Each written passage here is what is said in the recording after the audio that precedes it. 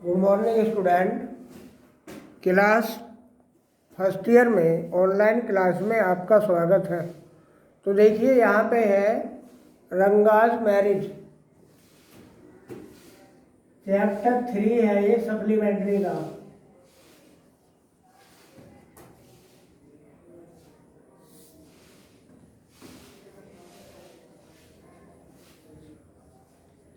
Ranga's marriage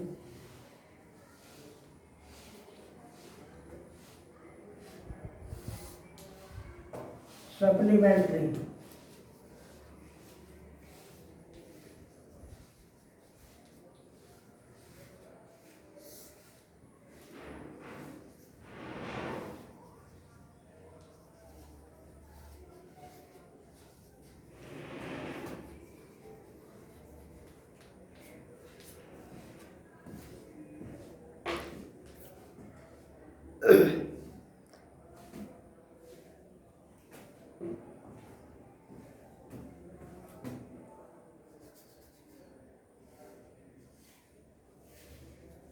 Ranga's marriage, इस chapter में ये कहानी है। मैं आपको ये कहानी बता रहा हूँ, कल से इसे पढ़ाएंगे। फिर यह कहानी भारतीय गांव के जीवन के बारे में बताती है, जहां बाल विवाह एक आम प्रक्रिया है। रंगा का विवाह एक रोमांचक कहानी है, जिसमें बताया गया है कि कैसे एक आदमी द्वारा फेरी करके एक जवान लड़के की शादी एक 11 वर्षीय कन्या से कर देता है। कहानी रंगा का विवाह पुराने मैसूर राज्य के एक गांव होसाहल्ली में घटित होती है, जो कि अब कर्नाटक राज्य में है। 10 वर्ष पहले गांव में ऐसे अधिक लोग नहीं थे जो अंग्रेजी जानते थे। गांव के लेखाकार का बेटा रंगा यह पहला व्यक्ति था जिसे अध्ययन करने को बंगलौर भेजा गया था। एक शताब्दी पहले वर्णनकर्ता के गांव में अंग्रेजी भाषा का प्रयोग इतना विस्तृत रूप से नहीं फैला हुआ था। यही कारण था कि रंगा को घर लौटना एक महान घटना थी। लोग यह घोषणा करते हुए रंगा के द्वार तक गए कि वह रंगा, जो अध्ययन के लिए बेंगलोर गया था, अब लौट आया था। उसे देखने के लिए उन्होंने भीड़ लगा दी। वर्णनकर्ता भी गया और आंगन में खड़ा हो गया। इतने लोगों को वहां देखकर अपने चेहरे पर मुस्कान लिए रंगा बाहर आया। प्रत्येक व्यक्ति को यह देखकर आश्चर्य हुआ कि रंगा बिल्कुल वैसा ही था जैसा वह 6 महीने पहली बार गांव छोड़कर जाते हुए था। एक बार जब उन्होंने यह समझ लिया कि शारीरिक रूप से रंगा में कोई परिवर्तन नहीं हुआ था, लोगों की भीड़ धीरे धीरे गायब हो गई। केवल वर्णनकर्ता श्याम वहीं रहा। जब प्रत्येक व्यक्ति चला गया तो वर्णनकर्ता ने रंगायप्पा से पूछा कि उसके क्या हाल चाल थे। रंगा ने ध्यान से देखा, समीप आया तथा आदर सहित अभिवादन किया। रंगा सांसारिक से एक बुद्धिमान व्यक्ति था। वह जानता था कि किसी से बातें करना कब उसके लिए लाभदायक होगा। वह लोगों के मूल्य को सही प्रकार से आंकना उसे लोगों के मूल्य को सही प्रकार से आंकना था।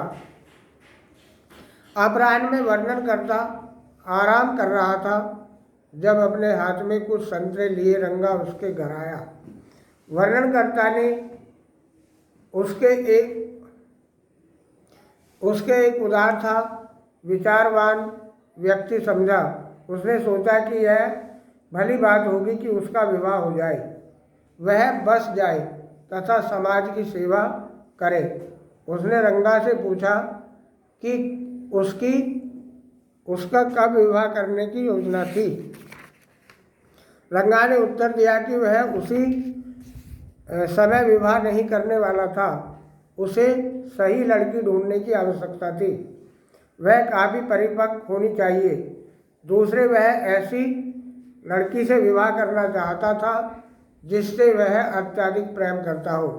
वह समाज में प्रचलित व्यवस्थित किए गए विवाह के पक्ष में नहीं था।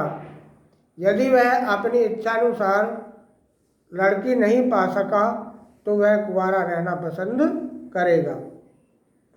रंगा के कुंवारे रहने के निर्णय पर वर्णनकर्ता ने व्यथित महसूस किया।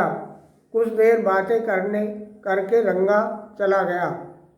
वर्णनकर्ता ने यह पक्का विचार कर लिया कि वह रंगा का विवाह कराएगा। उसने सोचा कि रामा राव की 11 वर्षीय सुंदर भतीजी रत्ना उसके लिए सबसे उपयुक्त दुल्हन होगी। वह एक बड़े नगर की थी तथा वीणा एवं हारमोनियम बजाना जानती थी। उसका कंठ भी मधुर था। अगले दिन वर्णनकर्ता रामा राव के घर गया तथा उसकी पत्नी से बोला कि वह उसके घर से छाछ यानी लस्सी लाने के लिए रत्ना को भेज दे। जब रत्ना आई तो उसने उससे एक गीत गाने की याचना की। इस शुक्रवार को वह एक शानदार साड़ी पहने हुई थी। वर्णनकर्ता ने रंगा को भी बुला लिया। जब वह गाना गा रही थी तो रंगा द्वार पर पहुंचा। वह गायक को देखने को उत्सुक था, अतः उसने भीतर झांककर देखा। कमरे में आता हुआ प्रकाश अवरुद्ध हो गया। वहाँ एक अजनबी को देखकर रत्ना अचानक रुक गई। वह अपना सिर नीचे को झुकाए हुए कुछ दूरी पर खड़ी रही। रंगा बार बार तिरछी नज़र से उसे देखता रहा। उसने कहा कि उसके आगमन से उसने गाना बंद कर दिया था तथा उसने जाने की पेशकश की, किंतु वह गया नहीं। लज्जा से पीड़ित होकर रत्ना भीतर दौड़ गई। रंगा ने वर्णनकर्ता से पूछा कि वह लड़की कौन थी। उसने यह आशा भी प्रकट की कि वह विवाहित न हो। वर्णनकर्ता ने उसकी उत्सुकता को ध्यान से देखा तथा कहा कि 1 वर्ष पहले उसका विवाह हो गया था। वर्णनकर्ता ने रंगा के चेहरे पर निराशा के भाव देखे। कुछ समय उपरांत रंगा चला गया। अगले दिन प्रातः ही वर्णनकर्ता ज्योतिषी शास्त्री के यहाँ गया तथा उसे ग्रहों का अध्ययन करने के लिए प्रत्येक वस्तु को तैयार रखने को कहा। उसने ज्योतिषी को वह सब कहने के लिए सिखाया पढ़ाया जो कि वह उससे कहलवाना चाहता था। फिर रंगा को शास्त्री के घर लेकर आया। शास्त्री जी ने ज्योतिष शास्त्र की एक प्राचीन विज्ञान के रूप में प्रशंसा की। उसने रंगा की राशि पूछी।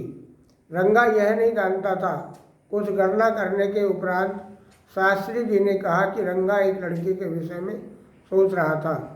वर्णनकर्ता के इस प्रश्न के उत्तर में कि वह लड़की कौन थी, शास्त्री ने कहा कि उसका नाम समुद्र में पाई जाने वाली वस्तु पर था। कमला, पक्षी, काई, मोती या रतन कीमती पत्थर। रास्ते में वे रामा राव के घर के पास से गुजरे। रत्ना अकेली ही द्वार के पास खड़ी थी। वर्णनकर्ता अकेला ही भीतर गया। वह 1 मिनट में बाहर आया तथा उसने समाचार दिया कि लड़की विवाहित नहीं थी। उसने टिप्पणी की कि शास्त्री ने उन्हें जो कुछ बताया था वह सत्य निकला। उसने रंगा से पूछा कि क्या वह उस लड़की के बारे में सोच रहा था। रंगा ने यह बात स्वीकार कर ली। अतः रंगा का विवाह रत्ना से किया गया। कई वर्ष उपरांत अपने 3 वर्षीय पुत्र श्याम के जन्मदिन पर रंगप्पा ने वर्णनकर्ता को रात्रि भोज पर आमंत्रित किया। उसने अपने पुत्र का नाम वर्णनकर्ता के नाम पर रखा था, छोटा श्याम। वर्णनकर्ता के पास दौड़कर आया और उसकी टांगों के गिर्द अपने बाजू रखे। वर्णनकर्ता ने उसके गालों को चूमा तथा उसकी छोटी उंगली में एक अंगूठी पहना दी। वर्णनकर्ता ने यह भी प्रकट किया कि तब रंगा की पत्नी को 8 महीने का गर्भ था। इस प्रकार रंगा रत्ना के साथ सुखी विवाहित जीवन व्यतीत कर रहा था। तो ये कहानी है आपकी, बहुत प्राचीन कहानी है और इसके बारे में हमने आपको बताया है। कल हम इसे पाठ को आपको पढ़ाएंगे। Happy night day. Thank you.